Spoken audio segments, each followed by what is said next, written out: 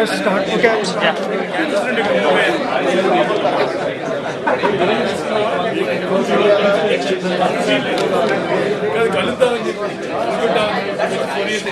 evening, NITians. This is Sridhar Muppalla, NIT Brand Ambassador. So we are starting the panel discussion. Today's topic is how enterprise executives buy emerging technologies, and I will give a brief introduction. So we have Praveen Chopra, who is CIO of Children's Healthcare of Atlanta. He is a panel member. And we have Sachi, Pati. He is IT Director at ICE, Intercontinental Exchange.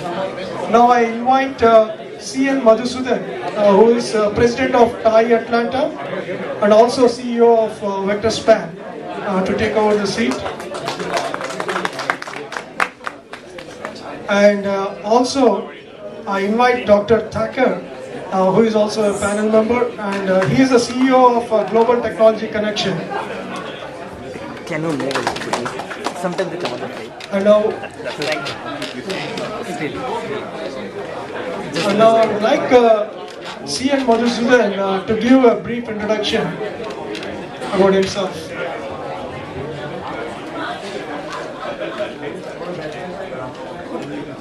Good evening.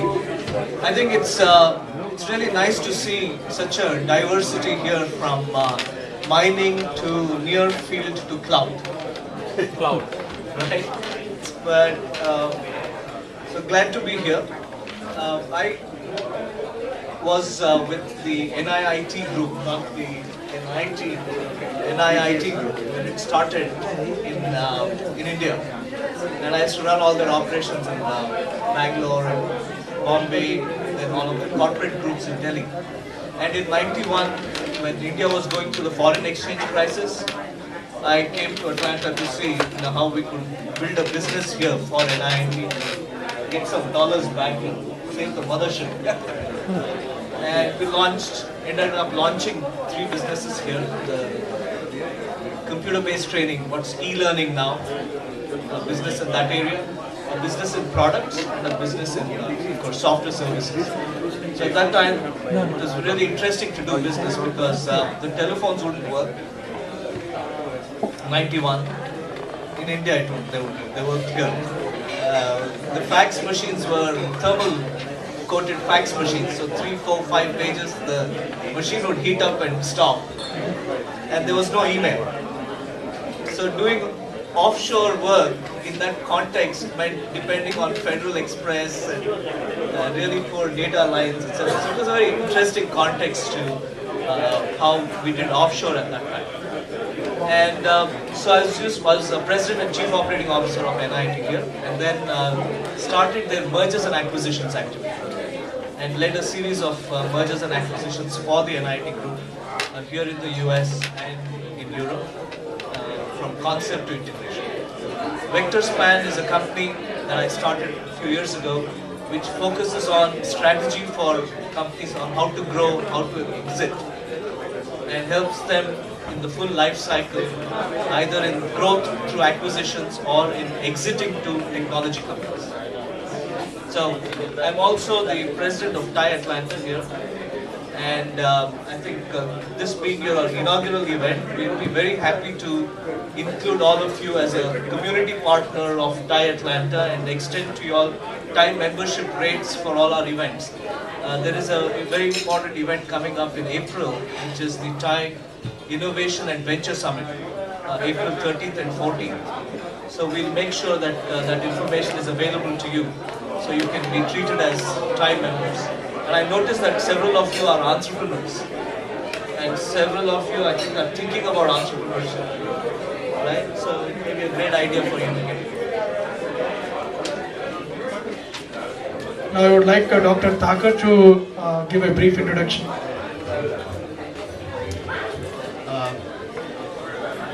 Unlike Madhu, my entire career, working life has been in US.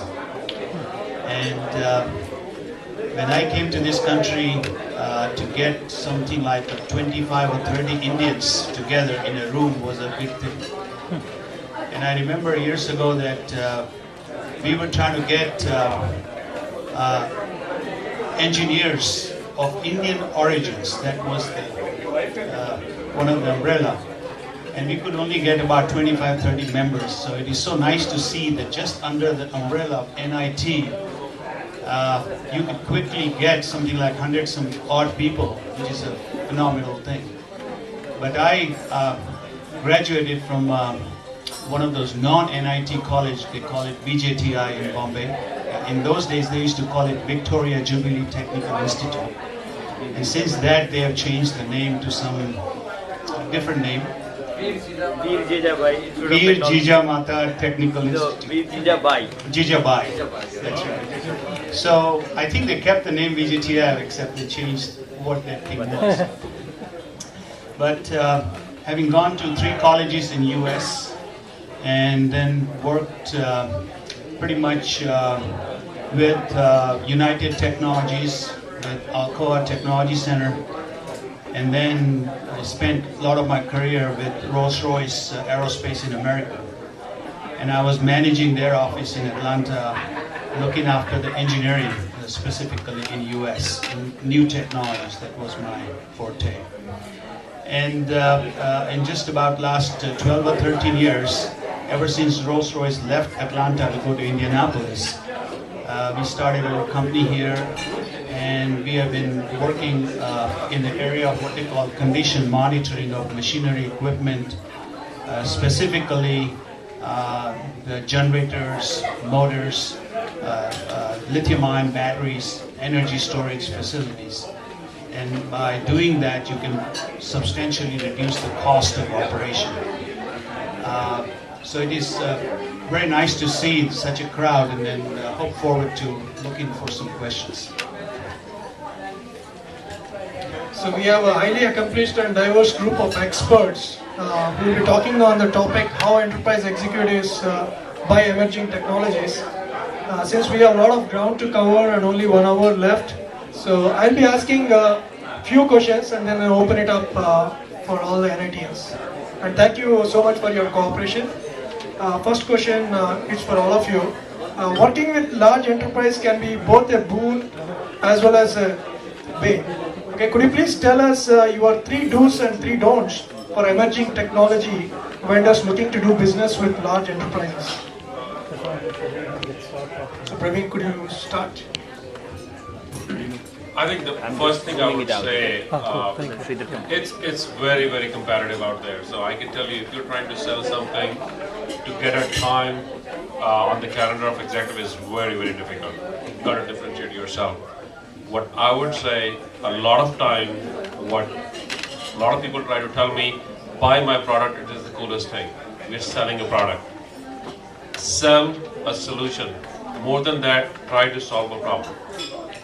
For me, if a vendor comes to me and I say, you know what, differentiate yourself between a hot dog vendor, because I can have a hot dog here, I can go somewhere else and I have a hot dog. You're just a vendor.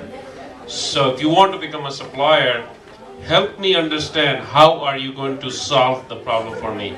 And for us, we are at Children's Healthcare of Atlanta, we are the largest hospital in the nation.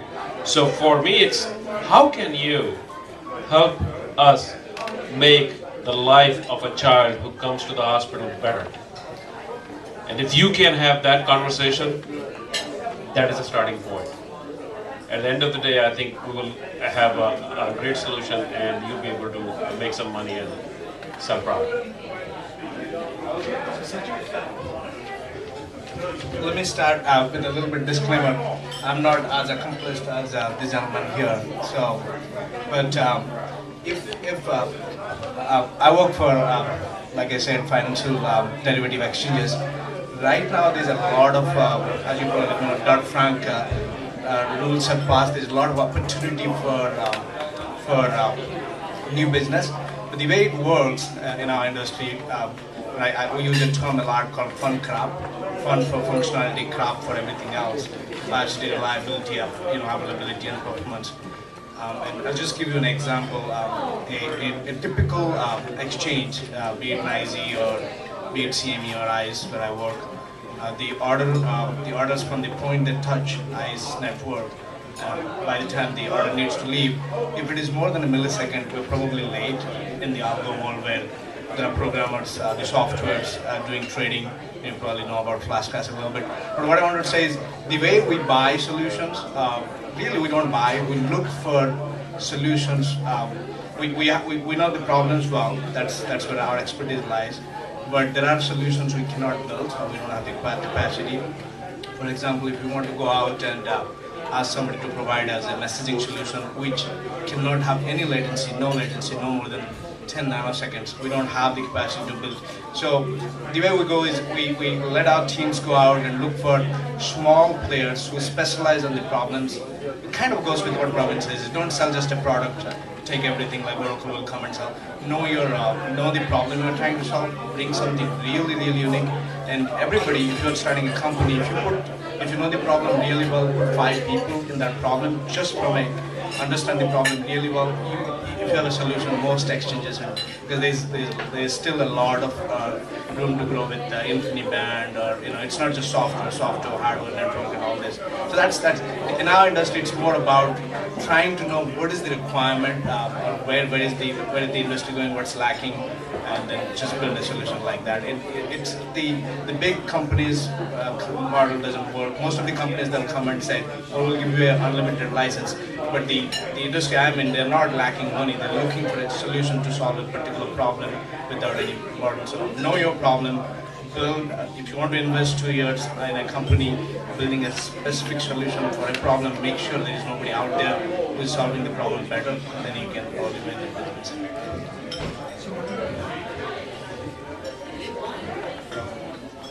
Praveen and Sachi brought out 2 points. One, of course, was the fact that it should be a solution, not a piece of technology. And the second is differentiation. I'll add a couple of more points to this. One of them is, if you can make the large corporation find you, there is significantly more value than you knocking on their doors, which means exhibit thought leadership, write white papers, get it published so that you can become visible to the large corporations. The second, of course, is to make sure you network extremely well. So if you're in cloud security, for example, you should become very visible in that cloud security group. It's a group of professionals who understand the issues, who can appreciate your solution, and if they like it, they will pull you in. So when you get pulled in, your value is a lot higher, your leverage is a lot higher. So I think that's one aspect of it. The second aspect of it is, if you're a young company, that doesn't mean you should not be professional. So even if you're a young company, making sure you think like a large company, you walk like a large company, you talk like a large company, you go well prepared for presentations, you understand the customer context, and you're working as if you're any large. So that makes a big difference in terms of the kind of respect that you get as a young company. And the third is not to get confused between revenue life cycle and the value life cycle. So a lot of times what we see with young technology companies is they wait too long to build revenues, right? And in the process they may be actually losing time, and as a result losing value. So the revenue curve and the value curve with technology companies are generally not related. So a lot of times pre-revenue technologies have much higher valuation than technologies that have gone into the market, found 10 customers, and are struggling to create a field force. So these are a few takeaways.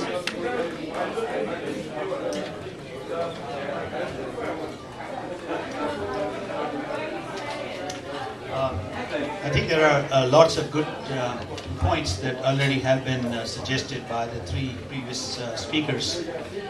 But the thing that I would like to add a couple more points to this one would be that it should be not the solution looking for a problem, that it rather be a problem looking for a solution. So in other words, what Madhu was really talking about was really going out there and trying to find out what are the pain points that companies, corporations have. Because generally they are really tuned to that we really need 3 or 4 things, and they are talking about it. If you go in there and say, I want to help you in solving that particular problem that you guys have talked in such and such meeting, that's the way to get your foot in the door. Secondly, right now the big word in America and everywhere in the world is really cost containment. So if you go in there and say to any of this buyer saying that I have some idea of cost containment or productivity improvement, which is almost the same thing, then I think you will get some kind of a hearing. And the third thing that I would say is not too many companies are really interested in starting over. So if you go in there and say, I have a solution, which is a fantastic technology, you get rid of whatever sunk cost you have in the platform you already have, then they are not very interested. So really embedded technologies, how do you really get your piece of technology into their main platform is a way to get in and really help sell your product. So thank you for all the panel members. Dr. Thakker, he just mentioned about cost containment. So a lot of people are hearing about cloud computing. It's a buzzword, and one thing it addresses is cost containment. So are you planning to invest in private cloud or public cloud in the next 12 months? And what is the criteria you use to determine to go with one over the other? So Praveen, could you please? I will tell you, I am one of the biggest skeptics of cloud. Because in Children's Healthcare of Atlanta, we deal with the lives of kids. Service levels are very, very important. It is a touch and feel business. So where we are trying to go in cloud is private cloud. And we are dabbling on some of the things which are not customer facing. So when you look at electronic medical record, we really cannot think about putting that in cloud. However, when we look at secondary and tertiary storage, that's where we're thinking about to start looking at cloud. So I'm one of those things. This is, to me, to be very frank, cloud is another term to what we have been hearing for a long, long time. There's a new term. I think there's a reliability. Technology has caught up.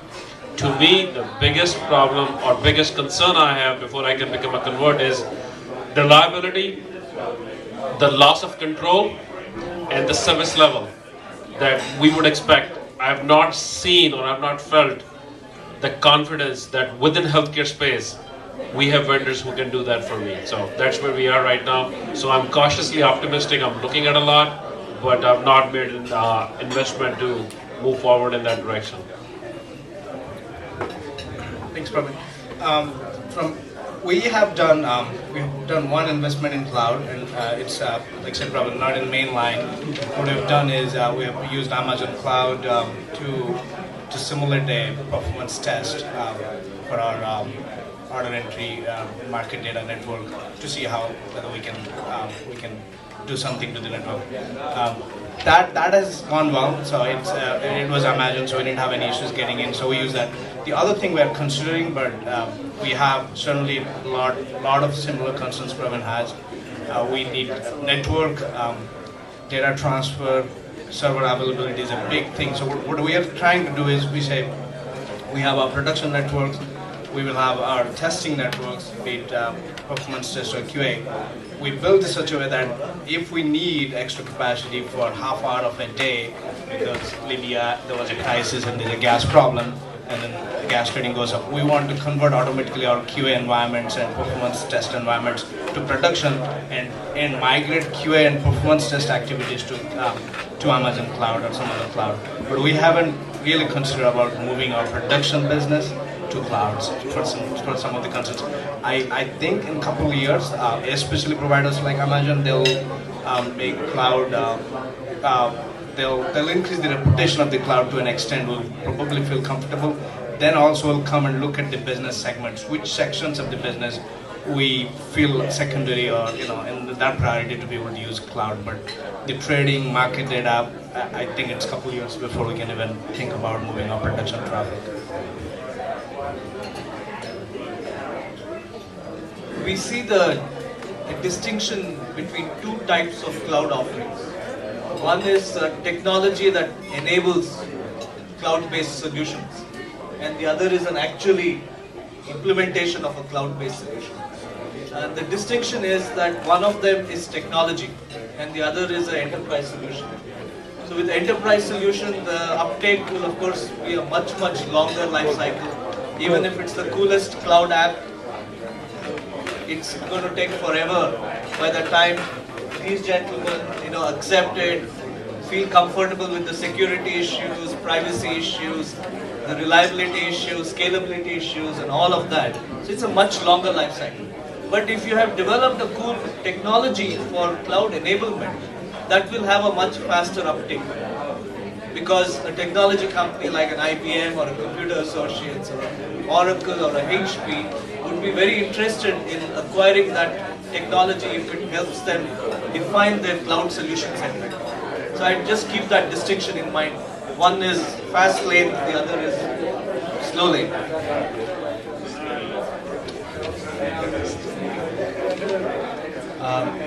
I work with lots of large corporations that are very much oriented towards the defense type of products.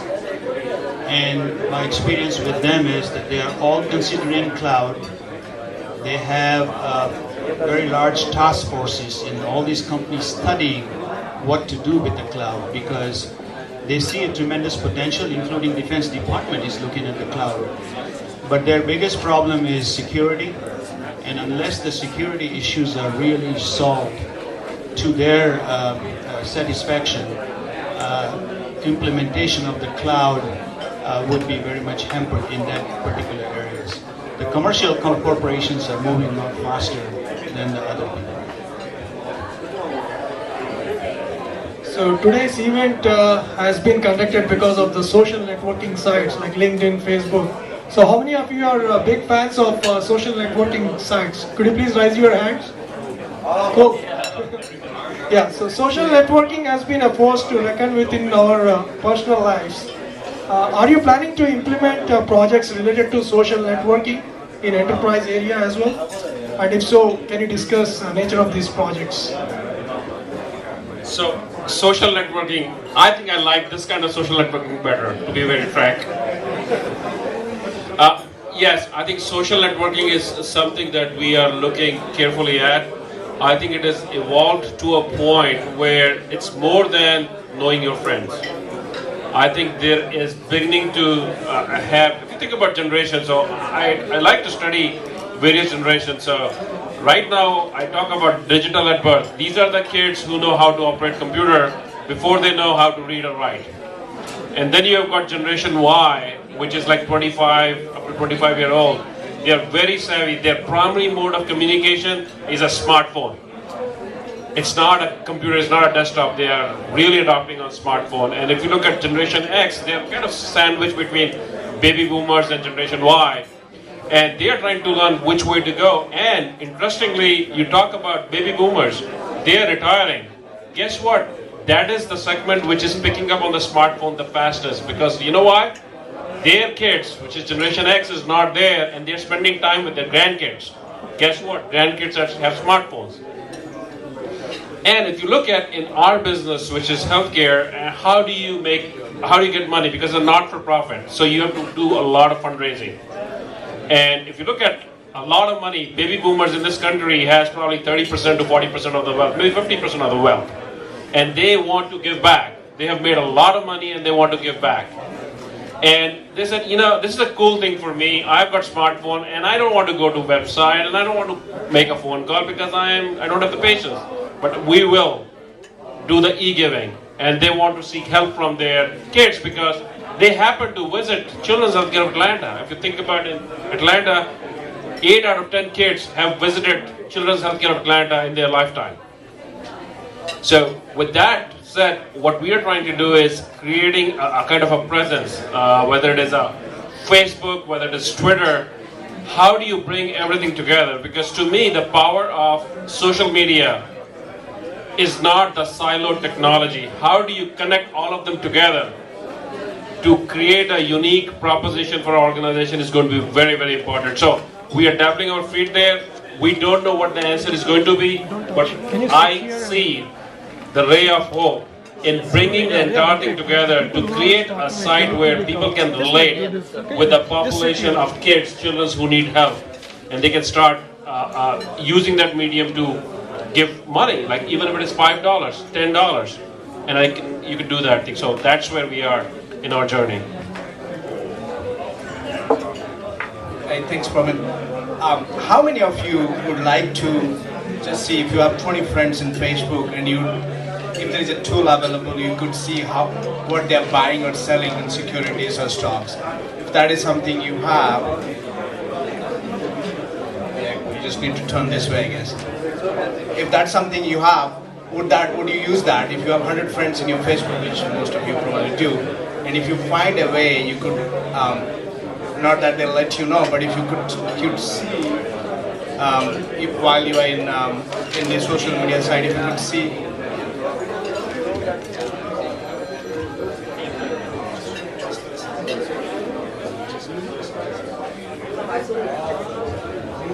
Yeah, so if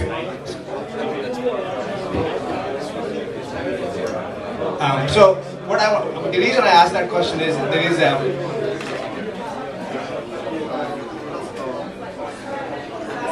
the reason I asked that question, there's a twisted way how social media has always been in the industry I have been in. If you have seen the NCNBC, the pictures of the trading floors all around in the exchanges, it was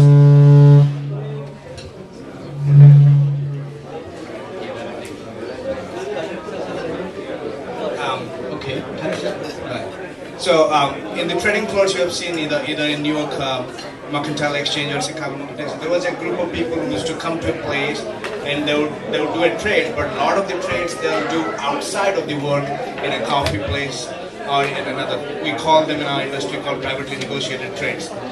They would do a big trade or a block trade. Big companies will do over a bottle of beer and then they'll try to bring that into the house. What has happened, there is a shadow industry which you may have heard the term, but there is an industry which is built around, they build their business around social networking. There are chats, there are instant messenger tools where they would, instead of calling somebody to make a trade, they'll just send enough information, the other side will, basically you're interpreting the order signal using a couple words in an instant messenger and the other side will say, yeah, I'll take it, and then they make a trade. That has always existed, not in terms of the Facebooks or Twitters using instant messaging software.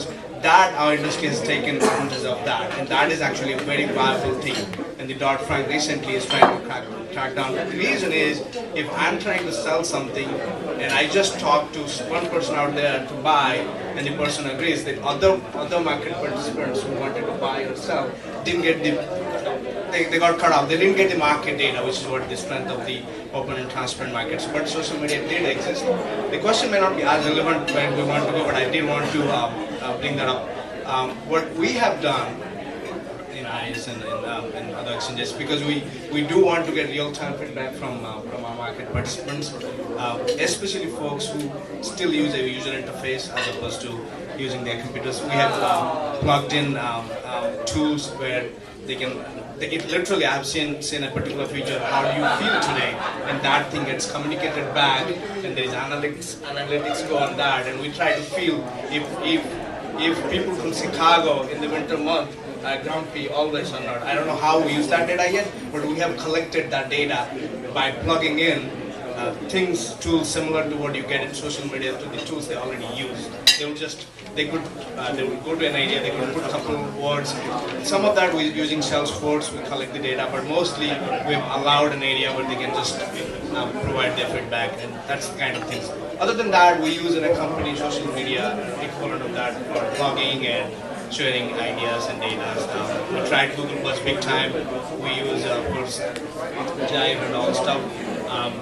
But from a commercial perspective, I don't know how much we can use Facebook, LinkedIn, and other things other than, I guess, jobs so far. But the social media is in use in a different and twisted way. We are seeing two aspects to use of social media. One, of course, is the traditional one of being closer to the customer, getting into customer groups, etc., getting that feedback, closing the loop there. But the other interesting thing is turning inwards into the corporation and saying today a corporation, even if let's say it's a corporation like Cisco, right? Tens of thousands of employees, but really no way of figuring out who should be working with whom. It's all still structure based. So using social technologies to break down those structures so that people can actually use experiences across the Cisco system to come up and solve a problem faster or find a solution that has already been invented. Those are some of the benefits that we're seeing of social technologies getting implemented inside the corporation. So for internal job search, virtual projects, sharing expertise, the multi-country, cross-border, across business units, across functional silos, that seems to be a very interesting trend. It seems like the social media is really embraced by the corporations in much faster than I thought it was going to happen. Because in just 2 or 3 years' time, I've seen corporations after corporations have come up with the policies that how they're going to make use of this social media for marketing, for communication, for This is the title. really trying to figure out trends. I know some companies that have full-time positions in their companies to really do nothing but listen to what the social media is telling them, what people are talking about. And there are corporations that are now employing marketing research by using social media to look at the trends for their products, which is the next product to go for, by just listening to what people are talking about. So I think there is a tremendous incorporation of social media into corporations in their marketing policies, in their human resources policies. Only negative thing is people have to watch out what they say, because once it is in the electronic media, it's out there.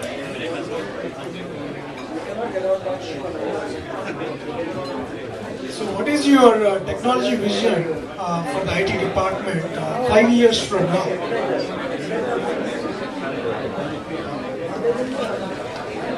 So, it's a fully loaded question.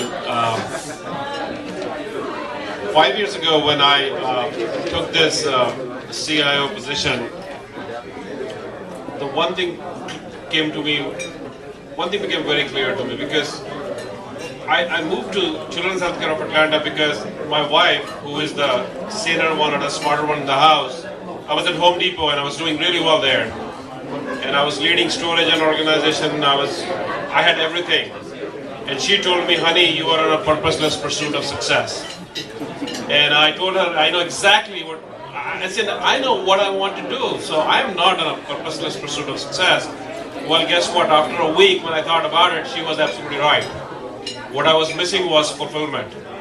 I wanted to make a difference, not to sell 2 more hammers or 2 more closets. How do you make a difference? And what better place than Children's Healthcare of Atlanta to make a difference in a kid's life who are the future of the nation? So the vision we painted was, to me, I always say technology strategy is not a strategy if it is not aligned with what you want to do in the business.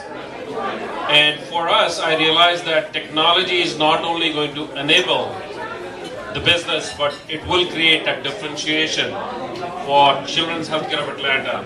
I don't know how many of you are keeping up with the healthcare reform.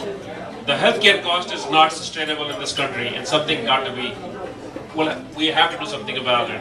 And we have to link quality of care to the cost. With that in mind, I got a clarity with the board and the leaders that if you think and if you agree that technology is going to create a differentiation for children's, let's talk about it. So with that, there's one thing that, a very simple method I said, through technology we will do 3 things. We'll create differentiation through information, connection, and communication. Connection, I'll start with the connection first. We will create a unified platform to support a horizontal and vertical care continuum for a kid. What does that mean? Irrespective of where a child goes, whether they go to a primary care physician, whether they go to a subspecialist, whether they go to a hospital, whether they go to a ED, they have to have a seamless experience. While doing that, we'll connect it through electronic medical record, which is, in a very simple way, EMR is a SAP of healthcare. How do you connect that? And then once you connect that, how do you gather information to say, how are you doing? And then communication is to communicate, engage with the community, engage with each other, engage with physicians to help them take care of the kids and connect quality of care with the cost so that we can make a difference. So that is, in a very simplistic way, is the strategy and the vision. Okay. And in order to support that, now I'm going to the technical part of it. So this was the business alignment, how do you create differentiation? And we said we will enable electronic medical record. We will create a business intelligence platform. We will create community health record, which means we will extend the electronic medical record in the offices of the primary care physicians. We will extend it in the hands of the patients and their families so that they can log in and say their health status. We will create a unified communication platform, which is right information anytime, anywhere. So it's a connection of laptops, smartphones will do that thing. We will create a platform to maintain identity management, security, and privacy. We will create a platform to provide business continuance. It's more than, so you can think about, you can say, I need to have a 99.999% uptime. That's different than say, we will have a business continuity plan. Guess what? If something happens and the system go down, how would you provide business continuity? So we did that thing, and in first 5 years, we have, in our journey, we said, in the first 5 years, we are going to create enablement, and the next 5 years, we are going to create transformation. So we are in the transformation phase where we are connected now. In last 4 years, I led the electronic medical record as well as the entire supply chain and finance, enterprise resource planning transformation. Now we are taking the information and we're focusing on business intelligence analytics to create a difference. So for a lack of, sorry, it is a long answer to the vision strategy because it was fully loaded, but that's how we are approaching from children's healthcare. To help us understand your... So after this question is answered by all the panel members, we will open it up for all the attendees. Okay, please keep the questions for yourself for another 5 minutes. We'll start it. And I'll try to go quickly so you get to your question. I'll follow Praveen's lead. I'll talk about what the industry I'm in is going to go through next 5 years. The dark pools in the OTC market, over-the-counter markets, they're all going to get driven into exchanges and clearing houses, especially the Dodd-Frank. That's a tremendous market. It's 40, 50 trillions of notional value dollars. But what that brings to the business is we're now going to go to a different set of customers who have not necessarily a big bank or a big investment firm, but there are brokers, there are user firms, there are airline companies, things like that. They have been doing trading without going to a clearing house, without putting up margin. That's what happened when Lehman went bankrupt. A lot of people who have hold positions with Lehman couldn't get paid because there wasn't a clearing house in between. So that's what is happening in Dodd-Frank.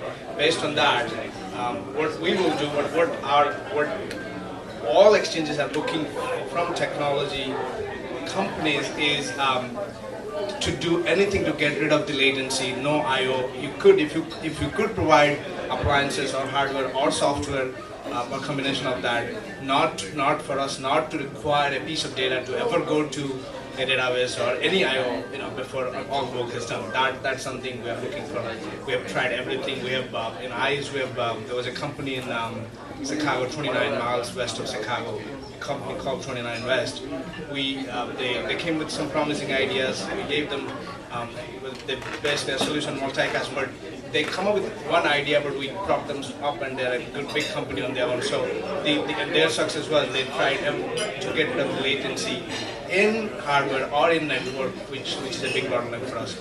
The other thing I see more and more, which will happen in the financial industry, is we are slowly taking control of the technology. It's kind of the reverse. But there are small, specific problems.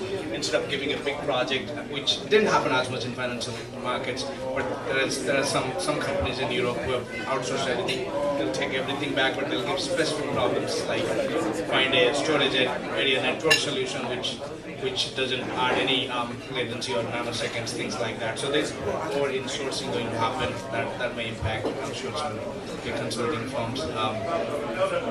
The companies are not too much worried about any software. We have the capability to write software. We're looking for solving specific technology problems, and there are other problems which doesn't apply to technology. Standardization, when you bring in this over-the-counter markets, there's going to be opportunities to standardize stuff. When you talk about a synthetic swap on a credit default, many people will have many different interpretations. We're trying to standardize those. So I'm assuming exchanges and clearinghouses will not deal with those. There are other companies who will come up and provide a service, and that's where there are opportunities to in the next 5-6 years for companies.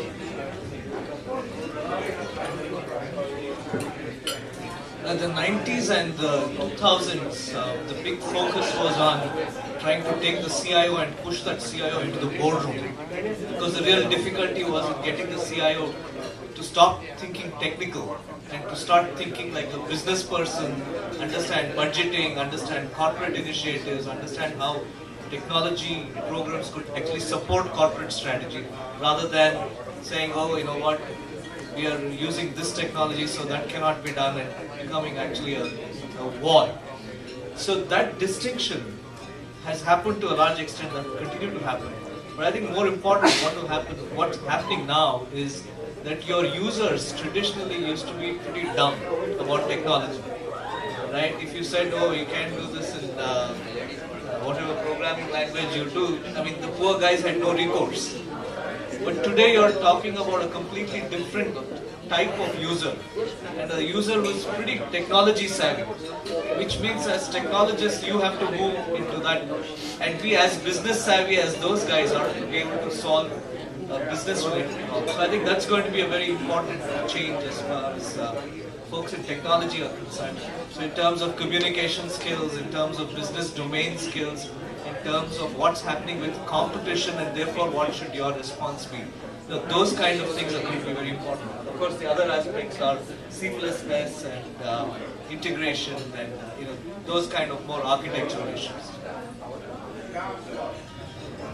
Other than the factors that we listen to in really looking at the hospital, healthcare, looking at the banking, and some of the factors Madhu alluded to as far as what's the role of CIO could be changing. The perspective I have to say would be mainly in manufacturing, engineering, technology areas. What we are going to see is more and more robotics, automation, and those type of areas are going to really become a mainstay in the human life.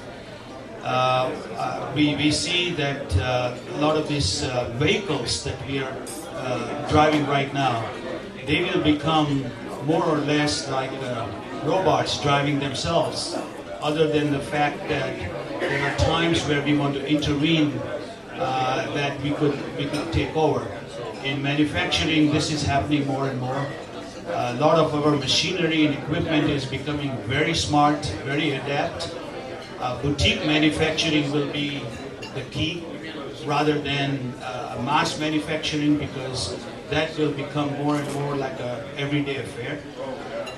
And all of that kind of technologies are wrapped into IT, because the crux of all this engineering technology revolution that is happening is all wrapped into IT. So IT will be moving more and more into those type of areas. I can make one more comment. So The other thing I want you to just think about, in about 3 to 5 years' time, for the first time in the history of US, we will have 4 generations of people working in a business setting at the same time. And the technology needs for them are different. The way they think about, they approach technology, and the way they make technology part of their work life is different. So as a CIO, I can tell you that is the single biggest challenge I have to say, how do we create a seamless experience across 4 generations of people who want to use technology differently? And by the way, at times they are at loggerheads. They cannot agree on how to use the technology. So that is becoming increasingly front and center, because for me, if we cannot get them together and we cannot provide a seamless experience, we cannot move forward providing technology as a solution. There was a question right there. So now, I want Sachin to come forward and ask the question.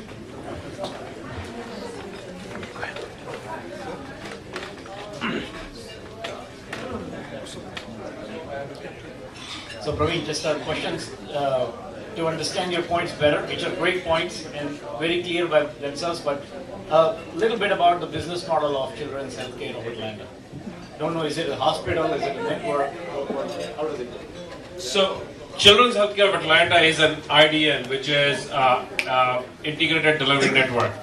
We have 8,000 employees, 3 hospitals, Scottish Rite, Eggleston, and Hughes Paulding.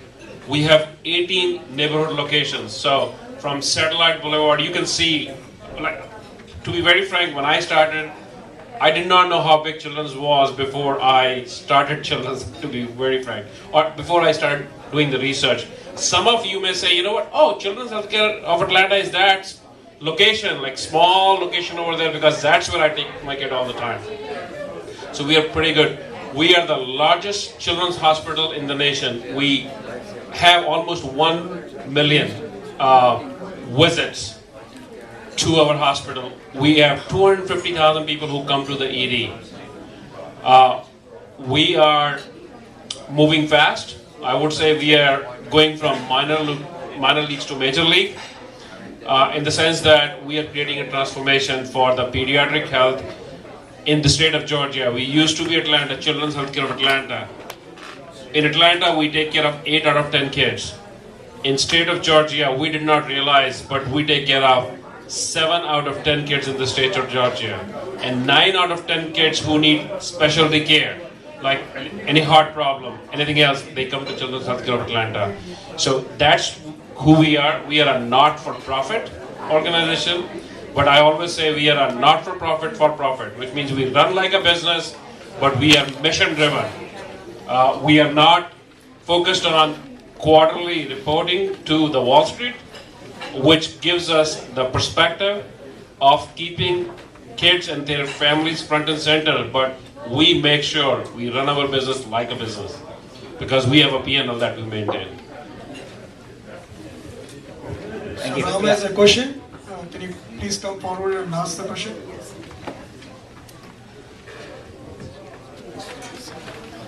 Praveen, this is a question for you. We all know about Obamacare.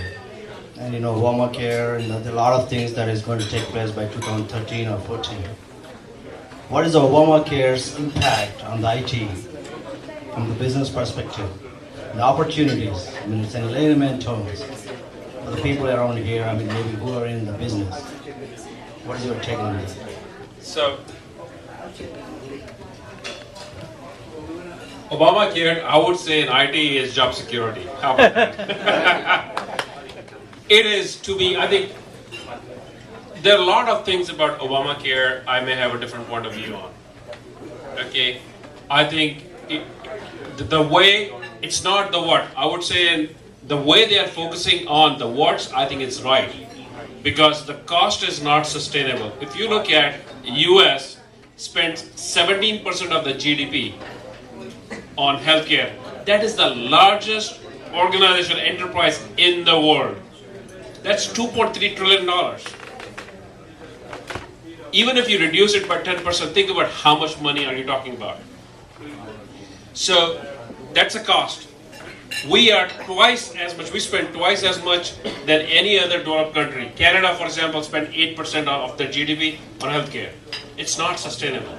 So which means, however, we have nothing to show for it. We spend so much money on healthcare, but we don't have the quality. We cannot say that our quality is any better. What we have done better is we have extended the lifespan, so people live longer.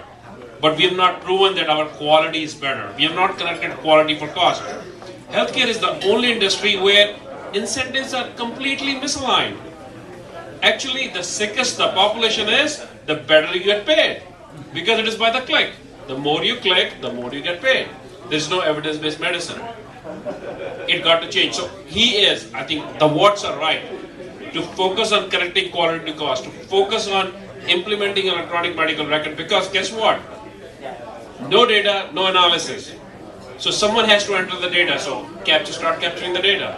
So forcing electronic medical record. Not only that, forcing the utilization of electronic medical record, which means a physician will not get the reimbursement from the government if they don't use the computer for X percentage of the time. So they're doing that thing. So I think it is moving in the right direction. Now, there are a lot of things about it that I don't agree with, but I think in principle, it needs to happen. There's no other way. It's not sustainable. So that's and we can talk about the political aspects of it all day long, but I wanted to focus on the what's are right, how are going to be tricky, but from our perspective, we have made a bet. We know it needs to happen. We have a strategy, and we are going to do it, and we know the regulation and the plans will fall in place eventually. Now, interesting thing, a panel member wants to ask a question to Praveen, so Dr. Thakker wants to ask a question. Yes, it's very interesting, some of the things, Praveen, you were talking about. And medical health record and CIO role is pretty much talked about and researched quite a bit.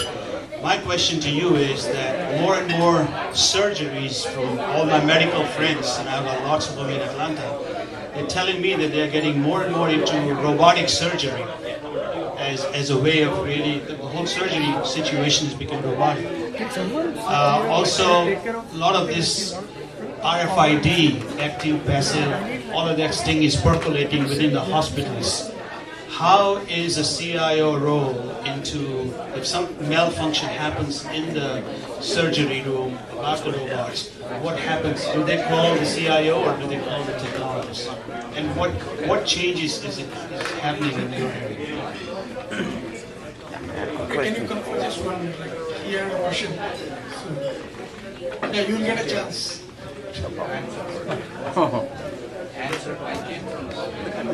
This question is for open to all the panelists. We are very young and very experienced entrepreneurs here. The question to you is, if you had to invent a product which is going to be hot 2 years down the line, 3 years down the line, what would be your thoughts in that direction? They will do it for themselves. They don't have enough hands. Okay.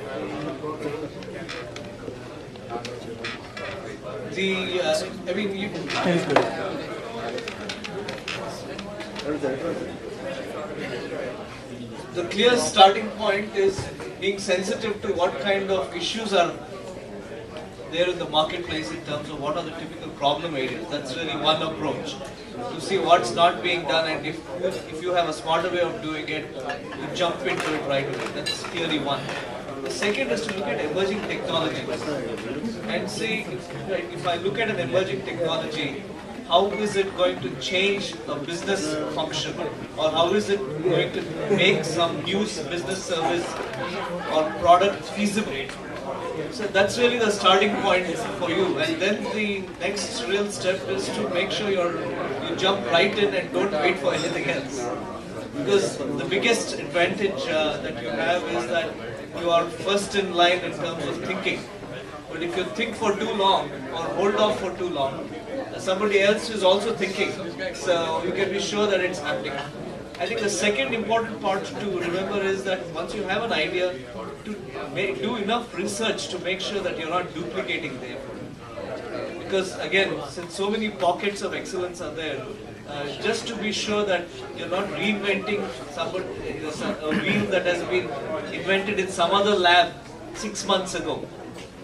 I think keeping tabs of that, and that's really where a lot of these seminars and industry research, so reading, research, some of the social networks, to keep track of what professionals in that space are talking about. Right? Are they talking about this young company, that hot company, and so on? That becomes very, very good. So market research. Good question.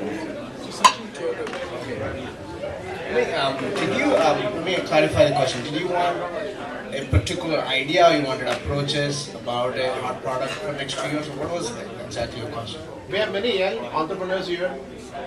I'm just looking for a frame of thought of mind, not exactly an idea. How do you think on an idea? Not the idea. What about the process you want to know? The process of it? I'm trying to keep the question open, so not restricting the thought process. Okay.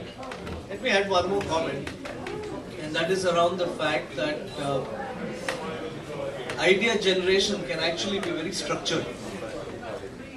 Which is, let's say, typical example is could be brainstorming. But picking up an idea and saying, look, how can we address this in a completely different fashion? What do we have to invent to make that happen? So, right, the last 3 months we've been working with high school students, trying to teach them entrepreneurship. And one of the key questions was this: how do you get them to come up with a business idea on how to launch a new business when their context is their high school? They haven't been to the marketplace to see what new products are there, new technologies are there. So we said, look, why don't you just start with your own setting? I mean, you have your communication issues, you have your school issues, you have your friend issues, you have people you're left behind in India, you have those connectivity issues. Start looking at those and seeing what are the problems. If you can make a list of those problems, then you can start brainstorming on how can I create a new mechanism of linking these things together, finding a creative solution. And that perhaps becomes the foundation for a business. If you look at, I'm sure you saw the social network movie, the Facebook, the whole thing, how it came about. It wasn't a structured brainstorming session or something. He, at least at the movie, he fought and then he wanted to get vindictive and he put a picture of his girlfriend or so-called girlfriend, and that's how it started. So I think the more you want to focus is in the day-to-day life when you are, if you are, I can say 5-6 years ago when I was a developer, I was using a particular tool.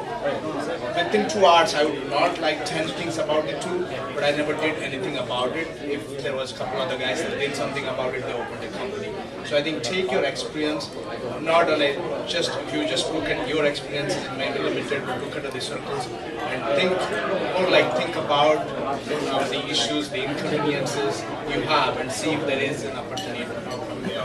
The more structured is, if you work in a domain or you have experience in a domain, you probably want to go there and look at a specific problem. But I think the unstructured way, take a chance about things which are giving you pain points right now, probably something much more successful. Because it's unstructured, so nobody had thought about it. It hasn't been talked about in the business schools. There isn't a company working on it. That's why I think it's probably more. Chances are less, but it has a structure necessary. Let's try to answer the other attendees' questions. So can you please come forward and ask your question?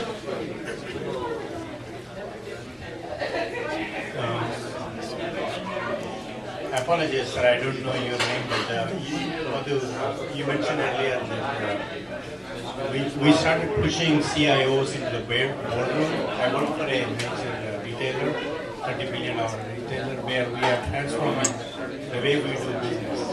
And the pattern, fundamental pattern that I see, the problem with the pattern is where business is giving orders while ISC is actually executing to that order. Right? I think that's where you're leading the conversation. But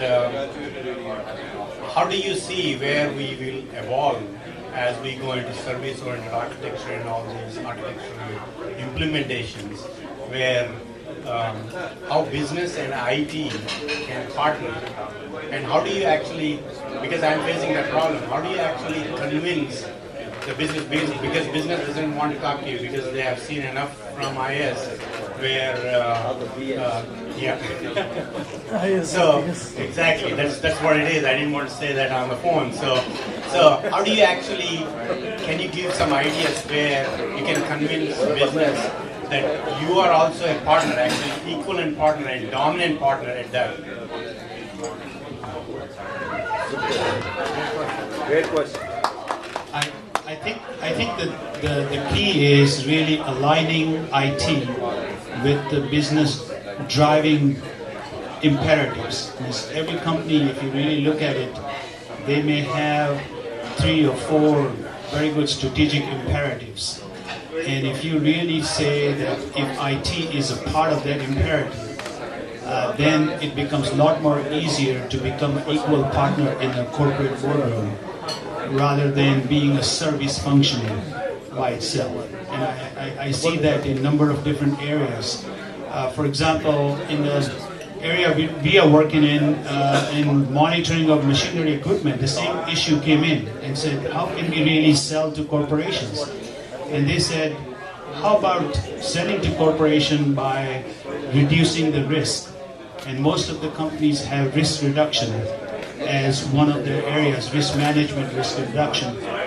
And that affects their insurance premiums, that affects their credibility, reliability. So if you really are now saying that you are a risk reduction technology, that makes it sellable to the corporate world. In the same way with IT, if you are within there one of the 3 or 4 parameters and drivers, that makes it more acceptable. So we have a last question from NITian. Oh, so many people. So Sorry. We know, please come what's forward and ask your question. Go ahead. Please come forward. Go ahead. Seriously, what is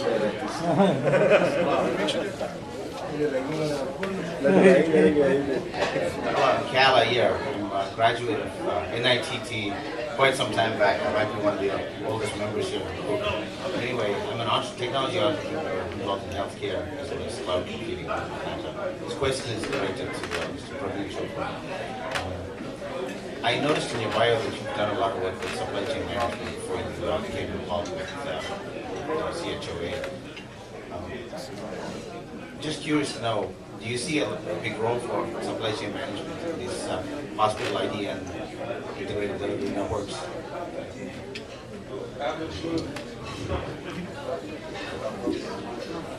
I'll tell you, CIO is a new role for me. I never thought in my lifetime that I'll become a CIO. I never thought that. So when you align with business, it happens. I started in supply chain business transformation. I would say if you look at in any company, what are the 2 biggest expense items? Labor and supplies. The product you buy and the labor are the 2 biggest expenses. So I did not talk a lot about supply chain, but that is part of my portfolio too.